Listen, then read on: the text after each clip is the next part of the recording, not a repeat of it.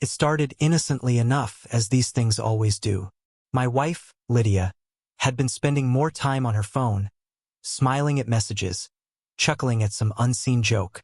When I asked, she'd brush it off, claiming it was a group chat with her colleagues. I wanted to believe her.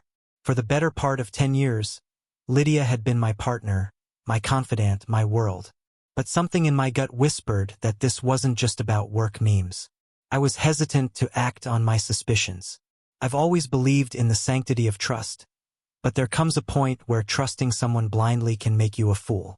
That's why I started paying attention. Little things really. An unfamiliar cologne lingering on her clothes, her suddenly late nights at the office, and her disinterest in the life we had built together. It hurt, but I needed proof before I could confront her. One evening, she told me she was hitting out with her girlfriends for a wine night. I nodded, pretending to accept her story. As soon as she left, I got in my car and followed her. My hands trembled as I watched her from across the street. She stepped out of her car, smoothing her dress, and walked inside like she had done it 1,000 times before. I waited. 15 minutes later, a man joined her. He was tall, well-dressed, and confident. They shared a laugh before disappearing into the elevator. The betrayal hit me like a freight train. I'd loved Lydia with every fiber of my being, and she'd repaid me with lies. I drove home, my knuckles white on the steering wheel, and waited for her to return. She came back around midnight, smelling faintly of whiskey and musk. When I asked how her night was, she smiled and said it was great. I didn't confront her then. I needed time to process, to plan. I wasn't going to blow up my life in a fit of rage. No, if she wanted to play games, I'd play too. The first step was hiring a private investigator. If I was going to confront her, I needed undeniable evidence. Over the next few weeks, the PI sent me photos and videos that made my stomach churn. Lydia wasn't just seeing this man. She was deeply involved with him. They went to fancy dinners, spent weekends together, and even exchanged gifts. It was surreal, like watching a bad soap opera starring my wife. But the final straw came when I discovered she'd been using our joint savings to fund her escapades. A credit card bill revealed charges for hotel rooms, expensive lingerie, and high-end restaurants. All of it under the guise of work expenses. I'd had enough. One Friday evening, I set the stage. I invited Lydia to a nice dinner at our favorite restaurant. She seemed surprised but pleased, likely thinking I was trying to rekindle the spark in our marriage. She dressed up, looking every bit the woman I'd fallen in love with. But as we sat across from each other, sipping wine and making small talk, I couldn't help but notice how distant she seemed. Her mind was elsewhere, probably with him. When dessert arrived, I slid a manila envelope across the table. She looked at it, puzzled, before opening it. Inside were the photos, credit card statements, and a detailed timeline of her affair. Her face turned ghostly pale as she flipped through the evidence. "What's this?" she stammered. "You tell me," I said, my voice calm but cold. "That's you, isn't it? And that's not the wine bar you claim to be at." She blinked rapidly, her mouth opening and closing like a fish out of water. And then, to my disbelief, she laughed. It wasn't a nervous giggle or an apologetic chuckle. It was a full-throated, mocking laugh. "You've been spying on me," she said, a smirk playing on her lips. "That's pathetic, Ethan. Pathetic." The word echoed in my ears, stoking a fire I didn't know I had. But I didn't let it show. Instead, I leaned back in my chair and smiled. "You're right," I said. "It is pathetic. But do you know what else is pathetic?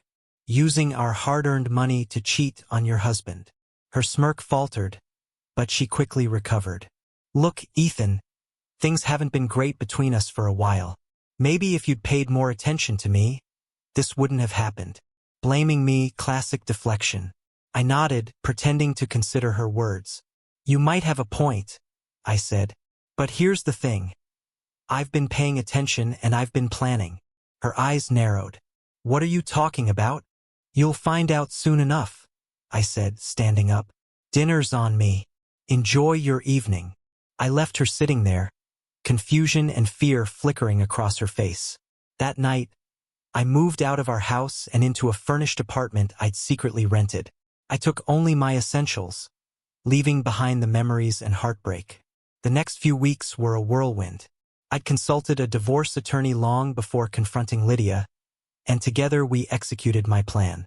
I froze our joint accounts, leaving her access only to her personal savings. I canceled the credit cards she'd been abusing and filed for divorce, citing infidelity and financial misconduct. But the real kicker was the house. It was technically in my name, a detail Lydia had overlooked. I'd inherited it from my parents, and she had no claim to it. When the divorce papers were served, she was forced to move out, scrambling to find a place to stay. Her lover didn't take kindly to her sudden financial troubles. Apparently, he wasn't as invested in their love as she'd thought. Within a month, he ghosted her, leaving her alone to face the mess she'd made. I didn't stop there. I'd gathered evidence of her affair, not just for the divorce but also to protect myself from any future claims she might make. The photos, the texts, the receipts, all of it was airtight. When she tried to play the victim in court, claiming I'd been distant and unloving, my attorney laid out the facts. The judge wasn't sympathetic. In the end, Lydia got nothing. No alimony, no share of the house, and no sympathy from anyone who'd heard the story. Her friends distanced themselves, unwilling to be associated with the fallout. Even her family, who once adored me, admitted she'd crossed a line. As for me, I walked away with my dignity intact and a newfound sense of clarity. The betrayal had been devastating, but it also freed me from a toxic relationship I'd been blind to for years. I threw myself into my work, my hobbies, and my friendships, rediscovering the parts of myself I'd lost while trying to keep our marriage afloat.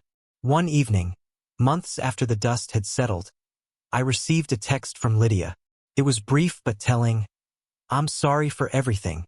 I miss you." I stared at the message, a wave of emotions washing over me. But instead of replying, I deleted it. Lydia had made her choices, and so had I.